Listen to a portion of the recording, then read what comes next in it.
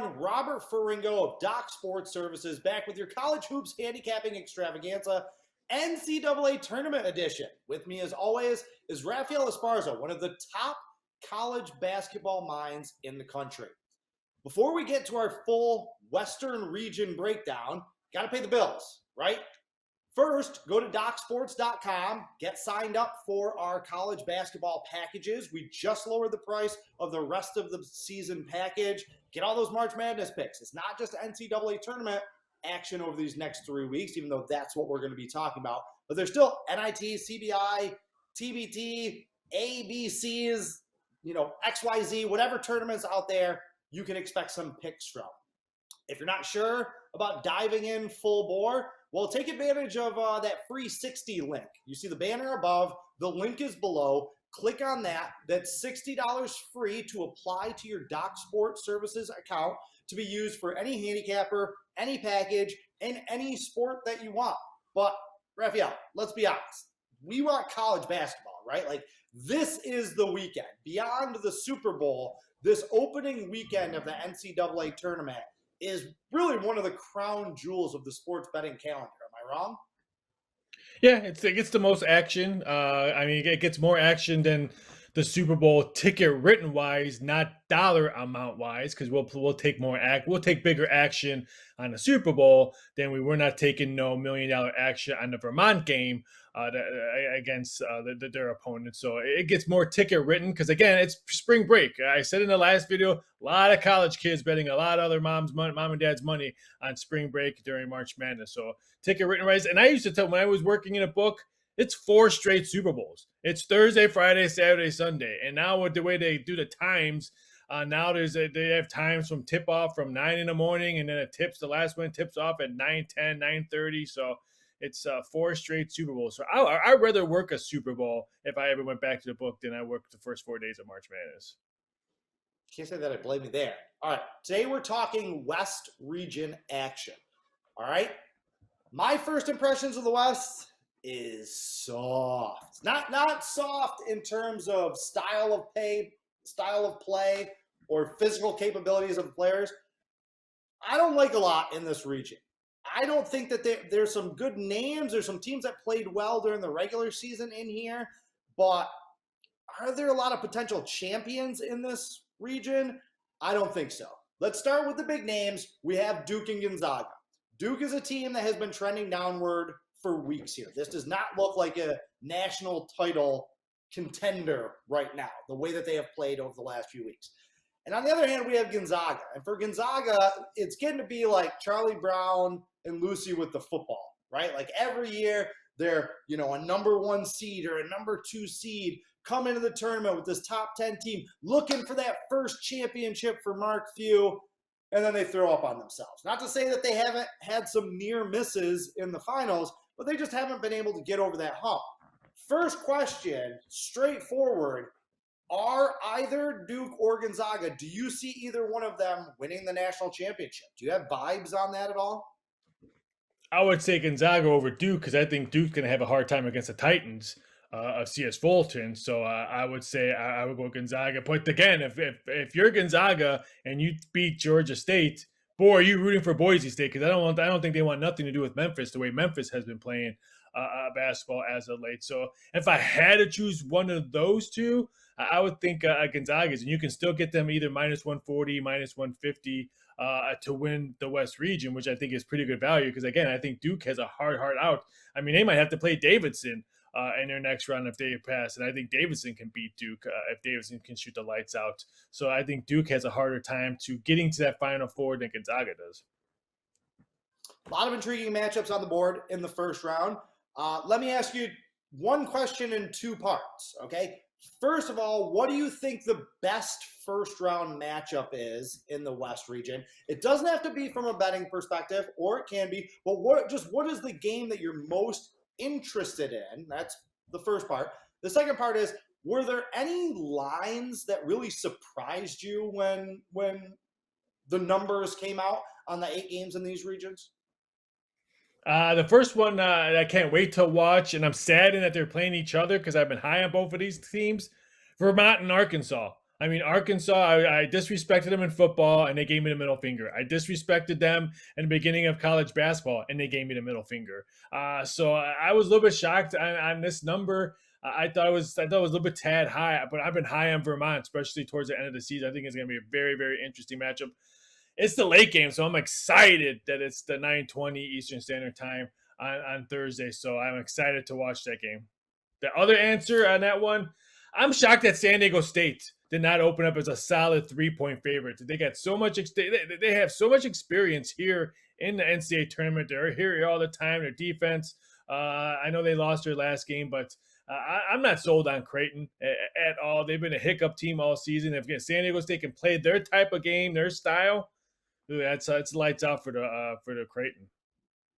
Okay, I think I know why that number is where it is. We will get to it shortly when we break down Boise State and Memphis. I want to save that one, but there you go, just banging on the Big East again. It didn't even take you 2 minutes into the video. They stink. Start taking shots at the Big East. I don't understand it. But you stole my game. Also, I had the exact same read on this. I think the most interesting first round matchup is Arkansas and Vermont. I think that has the potential to be a great game. But at the same time, that was also my surprise line. Like, look, I understand that Vermont has been great. I believe they're 19-1 in their last 20 games. They absolutely ran roughshod over their conference, winning their 3 games in their conference tournament by an average of 36.7 points per game. I mean, that's astounding work. I get it. I get all that. Okay. But Arkansas is still a really good top 20 caliber SEC team. And for them to only be laying 5 points with kind of pressure pulling that number down, that might even get even lower, seems like a little disrespect for Arkansas, no? Yes and no. I think Vermont's a very experienced team in a tournament, and they're not a young team. They have some seniors in there, got some juniors that have some quality time on the bench as well. So I think that's why that number is. And I don't think Arkansas is coming in playing their best basketball. I mean, they got beat by A&M, which you think they should be in a tournament. I totally disagree with you on that one. I thought San Francisco should have been in there, and they lost to Tennessee, even though they shouldn't have lost that when they were up by. I think they were up by 2 points with like 2 minutes left to go in the game. I just think trending wise, I think Vermont's trending better, and I think they have the more experienced team, and I think that's why I would not be shocked if Vermont wins this one straight up. All right, we're going to break down 4 of the games that we're most interested in. Boise State, Memphis, Connecticut, New Mexico State. We're going to circle back to this Arkansas-Vermont game. And then Michigan State-Davidson, which is kind of lurking as a sneaky good game at the bottom of that bracket. Let's start with a team from a conference that I know you love, that you have high hopes for, Boise State. They are the number 8 seed, so they are the higher, better seed. But they are underdogs against number 9 Memphis. This is one of the first games of that NCAA tournament. It's tipping off at 1:45 on Thursday. Raphael, what were your initial thoughts when you saw this matchup and this number? I was kind of saddened for the Mountain West on this one because the last time they had 4 teams in, I told you before, all 4 of them lost on the same 2 days, and not one of them went the game to advance. And I don't think Boise State's advancing. I just like the way Memphis is playing. And I know they looked really bad, especially in the second half against Houston. But Houston can do that to some of the better teams, especially if their defense is clicking. And they out-rebounded Memphis towards the second half of the game as well. But I just like the way Memphis is playing. I mean, they turn things around. That game against UCF, where I think they almost won by 20, was very, very impressive in my eyes. And I think that's why I'm a little bit saddened. I think San Diego or Boise State's going to go home early, and Mountain West is not going to. Another Mountain West team won't advance to the next round. I really like Memphis. If I only used one game of the year, this would have been my 8x8 game of the year play if I had to choose one. But I'm really excited to watch this Memphis game. Okay, so you're telling me that Memphis is trustworthy now. Okay, I'm not asking sarcastically. Okay, but what I'm saying is, Penny Hardaway has been a terrible in-game coach. Great recruiter, terrible game coach. That's what we've gathered from him over the last 3 years. This team has been a constant, consistent underachiever over the last 3 seasons. They were garbage at the beginning of the year. Then something has clicked with them.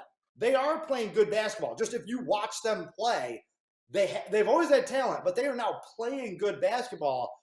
Do you anticipate that continuing? Or again, should we be wary of the fact that we have trusted Memphis in the past, we have had high expectations for Memphis in the past, and they have thrown up on themselves in the past? So where are we at with Memphis in this NCAA tournament?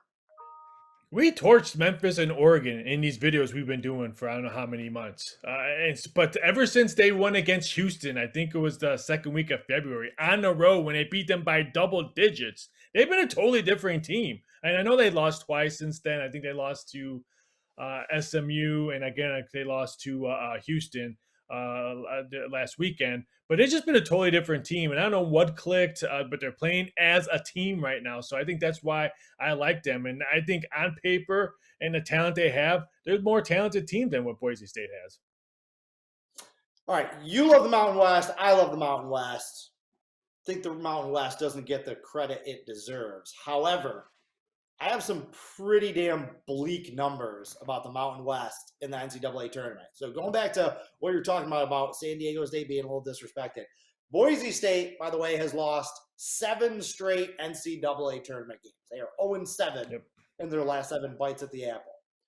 The Mountain West, over its last 73 NCAA tournament games, collectively as a conference, is 22 Don't say it. and 51. And they have not had a Sweet 16 team in like over a quarter of a century. The Mountain West, they're like the Big Ten's little brother when it comes to underachieving in the NCAA tournament. I mean, that is bad news. So should we honestly just be, as much as we like these teams, and we do, should we just be blindly betting against the Mountain West? Yes, it's sad to say. I mean, maybe Gonzaga should go to Mountain West. They'll dominate, and then they'll just fade away like in a tournament, like everyone else in the Mountain West. But look, they got to I think out of the this year's WCC. yeah. Like I said, I think that's why Boise State will have a hiccup. I think that's why Wyoming might have a hiccup. But I've already said I think San Diego State totally disrespected in a crappy, horrible Big East Creighton team. In this one, so I think they move on to the next round. You're making my transitions easy for me here because that crappy, terrible Big East sending the number 5 seed Connecticut Huskies up to play against New Mexico State. This is a New Mexico State team that we've seen several times in the past in the NCAA tournament. Okay, good coaching, veteran team. They have Teddy Allen, who's one of the most explosive scorers in the country. He was a big-time junior college scorer, went to Nebraska last year, had major issues fit in with that locker room, bolted after one season out to New Mexico State. Connecticut, I like them, you do not. They're 1-9 against the spread in their last 10 games, though. This is one of those the dreaded 5-12. Are you calling for the upset here?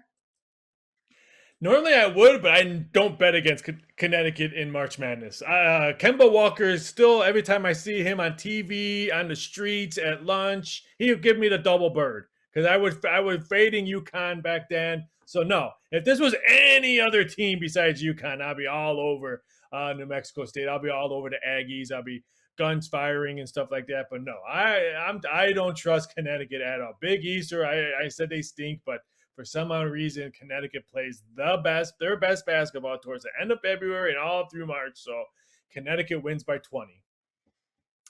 You know, again, just as a brief aside, that's why you're the man right there. Like every other handicapper, better in the world would look back on that Kemba Walker year and be like, "Oh yeah, I was on him from the beginning.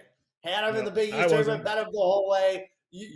That's why you're a breath of fresh air. You admit, you're like, no, I was fading them, and I still have nightmares of Kemba Walker. So, look, yeah, to your point, Connecticut, even though they're kind of a public team, right? They're 9-4 against the spread as a tournament favorite coming into this. Only a 6.5 point favorite in this game. And there's something that I want to talk about just as kind of a theme, right? And I feel like this game is perfect. I feel like 15 years ago, this spread would have been like 10.5 or 11, right? Connecticut against New Mexico State. But I feel like now the public loves the underdogs. The public wants underdogs. They want the upsets. And we know that people bet on what they want to see happen rather than what they think is going to happen. That's across all sports in all situations, right? So I have to ask you, I've noticed over the last several years that these 3-14 matchups, these 5-12s, or excuse me, the 4-13s, the 3-14s, the 5-12s, these numbers have started to come down quite a bit. Is that because the public loves betting the upset, loves betting the underdogs? Or do you think that it's just kind of a natural analytical thing that there's just not that much disparity in college basketball between a team seeded 5th and a team seeded 12th? Well, ever since the transfer portal, there isn't. I mean, the parity is so close because now you have. I look at teams who have more experience. I look for teams who have seniors and juniors on their team instead of back in the day where people were cutting down the nets with just freshmen and sophomores. So look for more experienced team. I think this spot right here. Let's face it, New Mexico State might be better. It might be more popular in that state than the Lobos. They've been in a March. They've been in a tournament before. They've had some nice runs. So I think the Aggies are probably a little bit more probably popular than the Lobos. So I think a lot of public money comes in on the Aggies because we've seen them year after year in the NCAA tournament. And then Connecticut, I think that, I mean, the media portrays it 5-12, 5-12. Are we going to see it? Are we going to see it? You see commercials, you see people on it. I think that has something to do with it. Not maybe the wise guys are not looking at that. They're not like looking at 1-12 spot and say, hey, you know what? I'm going to put 11,000 to win 10 on this 12 spot just because the 12 was always one. They're not, but I can guarantee you the public money is doing that. So that's why maybe that. But I think the parity in a transfer portal pretty much really screwed the rankings now. The rankings are not as powerful as they were before because of that, where now there's a lot of seniors still sticking around. They're not going overseas to get paid. Now they can just transfer out of their school to go to another school and get more playing time and maybe gel better with that team. So it's going to be a very interesting with college basketball with the transfer portal year after year after year. Would not be shocked if we see maybe a 10 seed or above cut down the nets because of it. You mentioned the transfer portal. A team that has built its roster almost exclusively with transfers is Arkansas. And their head coach, Eric Musselman, has made his bones by taking talented transfers like he did out in Nevada and turning them into a cohesive unit. We touched on this game a little bit before. Vermont playing in Buffalo, all right, place where they've had some success in the past. That's all I'm gonna say about that. But this is a popular upset pick, is Vermont over Arkansas. Is Vermont, we know they're experienced. We know that they are one of the most efficient offenses and one of the best shooting teams in the country. Are they physically talented enough to beat this Arkansas team? One of the best defensive teams in the SEC and, ergo, one of the best defensive teams in the country. Yes, I think it would not shock me. And this is one of those ones I'm like, damn. I mean, why does Vermont and why does Arkansas have to be so popular this year? I could have got a totally different number. Vermont coming in only five losses this year. But like, this is why sometimes I only release one play or two plays because there's games that I may have a bet when a number opened and then it's jumping all around and either I'm trying to middle or I'm trying to get off on action. This is why I don't play as many games as some of our other cappers because there's games that I just have circled that I'm waiting, that I'm sitting there right before tip-off and I'm waiting to put a bet on just because I think the number is going to move in my favor. So this is one I have my eyes completely circled on because I wish it stayed at 6.5 when it opened because I would have been jumping on Vermont, but it quickly dwindled down. So if it goes back up to 6, which I highly doubt because there's a 4.5 down there, I might just sit back, pop some popcorn, drink another pot of coffee, and enjoy this game. See, I'm sorry, but 4.5s in this game I think are ridiculous, really. Maybe Vermont will win. Maybe they will pull the upset, okay? I'm not saying that they can't. This is a good team. But they only played 2 major conference teams this year, all right? They played Providence. They played Maryland. They lost both of them by double digits, okay? I get it. That was early in the season, but since then they've beat up on the nobodies in their conference. So I think things are getting a little bit skewed. Now Arkansas has some weaknesses. There are some things I don't like about Arkansas. They can't shoot the 3 at all. I think they're 301st in the country. That's why this team has no hope of advancing too far in the NCAA tournament. But they can defend. They get to the basket. They're the better team from the better conference. And again, 4.5, 5 just seems a little bit light in this game. So I don't know. We'll see how it plays out. But Vermont is 0-4 against the spread in its last 4 neutral site games. Oh, by the way, they don't play a lot of neutral site games. And that tournament destruction that they embarked on last week, that was all on their home court up in one of my favorite spots in the world, Burlington, Vermont. But they were playing all those games in front of a home crowd. So a little bit of a different story in this game. And one of the things that you talked about is that that's a 9 o'clock game, 9:20 tip-off. Explain to the people listening how that may influence the betting and the line movements in this game, and why maybe you don't want to trust those late line movements in these later games. Because a lot of drunk people will be chasing their money at that late game. That's what we love to see in that one, where people who got demolished blew all their allowance already on NIT games on Wednesday, and now they're trying to get catching back on Thursday games. But yeah, these evening games can move. I've seen numbers move the late game 4 points, 5 points, not because of drunk money, but just because of it's a late game. People either hedging on parlays or jumping on the games because that conference is hot. Maybe that conference has won 3 games already or whatever. That late game can swing money all different directions, and maybe not because the wise guys are betting, just because the public is betting it. And again, it's the last game on TV.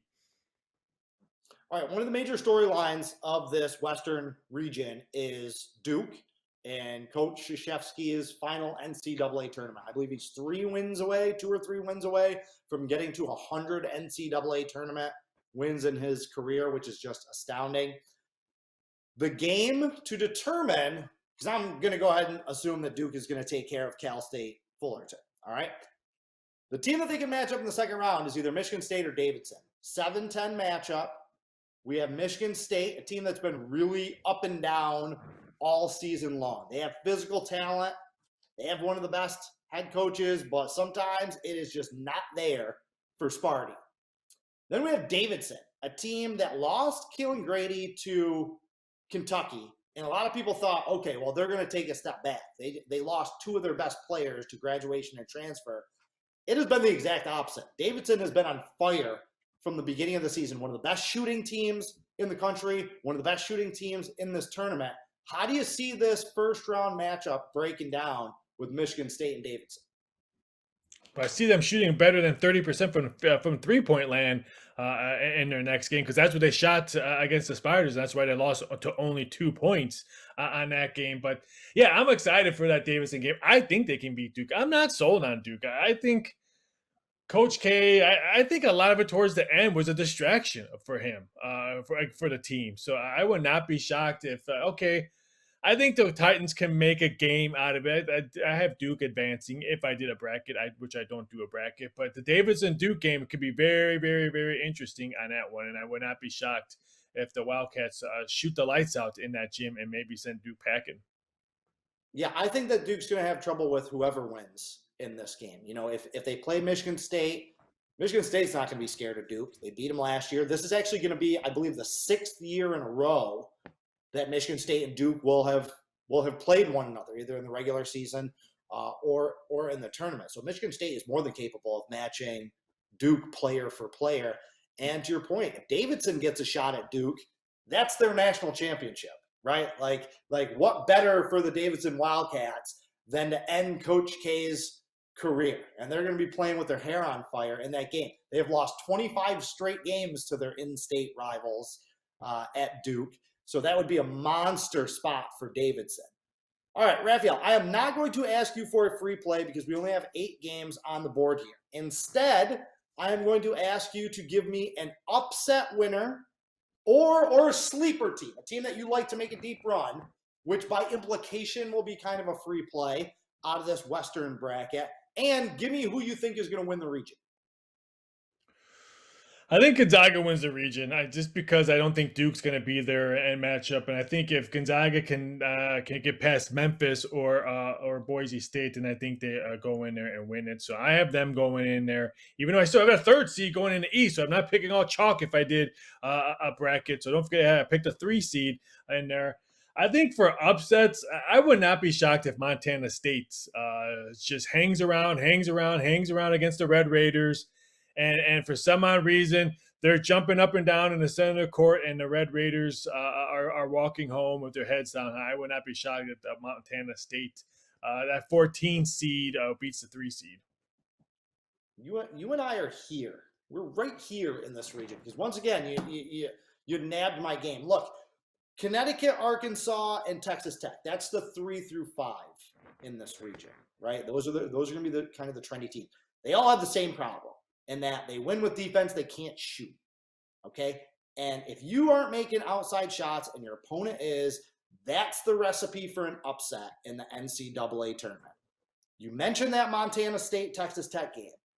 Problem for Texas Tech is that game tips off at 1:40 Eastern time. All right, that's 10:40 local time. That's early, man. That is an early tip-off out west for this team. That is a problem for them, okay? Are they going to be up for being a 15-point favorite and just putting the boot to Montana State, a team that, oh, by the way, gets a majority of its offense from 3-point range? Texas Tech is a very physical team. They're not going to have those Big 12 refs that are kind of used to the way they play and kind of let them do what they do. So Texas Tech is a team that's laying a lot of points that could be in some trouble. And again, Vermont and New Mexico State, very good mid-major teams playing against teams that don't shoot the ball very well. One of those double-digit teams are going to win outright in this. As far as the winner of this region, I got to go with Gonzaga, but it's just because I don't like the other teams in this region. As I mentioned, I think this is the weakest bracket of all of them. I don't like the way that Duke is playing right now. I agree with you 100% that all this Coach K stuff has been a distraction. This is a team that starts 3 true freshmen, and they just look mentally worn out over these last couple of weeks from everything that's been going on. But I got to tell you, Gonzaga is not going to win the national title this year. Last year's team was better than this year's team, and they couldn't win it then. Gonzaga is the AP number 1 team in the country. No AP number 1 team heading into the NCAA tournament has won the national championship since 2012, and that was Kentucky. And this Gonzaga team is just not there. So do I think they can win this region? Yes. Will I be surprised if they don't? No. But Gonzaga has, in my opinion, like a 0.1% chance of winning the national title. This is not the team that's going to get it done for Mark Few. So, all right, Raphael, I know you're excited. I'm very excited. We have 2 more regions that we're going to break down tomorrow, the South and the Midwest. That's it for today. Be sure to check back tomorrow for those videos. In the meantime, carpe diem, and good luck.